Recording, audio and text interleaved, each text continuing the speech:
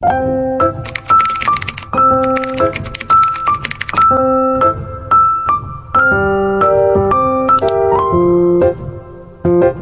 everyone, my name is Morandia Salavivi from Teknik Science, and in this video I will explain about Pteridophyta atau tumbuhan paku.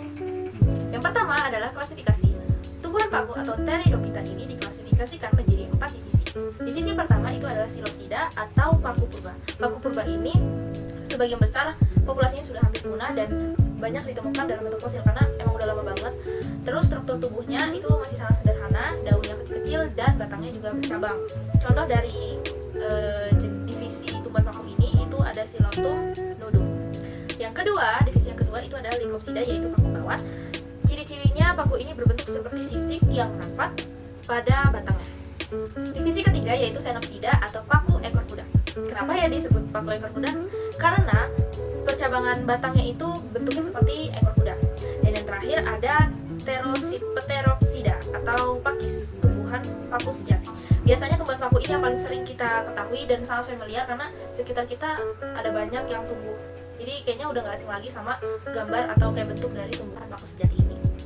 Ciri-ciri tumbuhan paku yang pertama yaitu memiliki batang yang rhizom atau batang yang tidak terlihat atau tidak nampak. Karena sebagian besar dari batang tumbuhan paku itu berada di dalam tanah. Jadi ketika kita melihat dari luar itu seperti tidak punya batang. Meskipun terlihat, palingan itu cuma 1 meter ataupun setengah meter.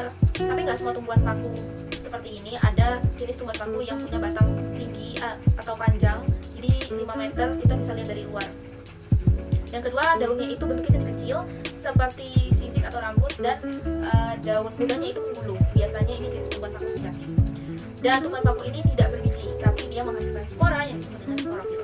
Jadi spora-spora yang dihasilkan dari tumbuhan paku ini disimpan di dalam kotak spora yang disebut dengan sporangium. Nah, kumpulan dari sporangium ini disimpan di dalam suatu tempat bernama sorus. Nah, sorus ini bisa ditemukan di bagian permukaan bawah daun si tumbuhan paku. Kemudian dari tumbuhan paku ini tidak berbunga dan kalian bisa menjumpai tumbuhan paku ini di tempat-tempat lembab atau daerah sekitar air atau bahkan menempel di tumbuhan lain sebagai epifit. Selanjutnya ada siklus dari tumbuhan paku. Siklus tumbuhan paku itu dimulai dari spora yang sifatnya haploid, kemudian berkembang menjadi protalium atau paku muda. Nah, protalium ini nanti akan terbagi menjadi 2 jenis kelamin. Yang pertama Archegonium atau jenis kelamin betina yang menghasilkan ovum, dan yang kedua ada jenis kelamin Antheridium atau jantan dan akan menghasilkan spermatozoid.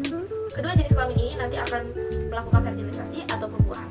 Dari tahap spora sampai fertilisasi, tumbuhan paku itu mengalami gametofit. Setelah fertilisasi akan berkembang menjadi zigot yang sifatnya diploid.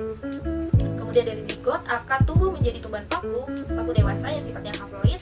Kemudian paku dewasa akan menghasilkan spora tersendiri dan akan menyimpannya di kotak spora yang disebut sporangium.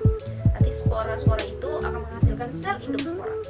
Dari tahap setelah fertilisasi sampai sel induk spora, tumbuhan paku mengalami fase sporofit. Nah, dari sel induk spora ini nanti akan kembali lagi ke tahap siklus tumbuhan paku yang di awal tadi. Dari sel induk spora kemudian ke spora lagi. Nah, tahap ini disebut dengan meiosis. Terakhir itu manfaat dari tumbuhan paku. Yang pertama itu sebagai tanaman hias. Jenis tanaman yang dipakai itu biasanya ada suplir sama jenis yang tanduk rusa. Ataupun Lycopodium cernum itu sebagai pemanis rangkaian bunga. Jadi kalau rumah kalian kosong, tidak ada warna-warna kehidupan, bisa ditambahkan ini. Terus yang kedua itu menyuburkan tanah. Kenapa? Karena tumbuhan paku air bersimbiosis dengan alga biru jenis Anabaena azulae yang mampu meningkatkan nitrogen dari udara. Yang ketiga adalah sebagai bahan obat. Contohnya adalah tumbuhan paku ekor kuda yang memiliki fungsi diuretik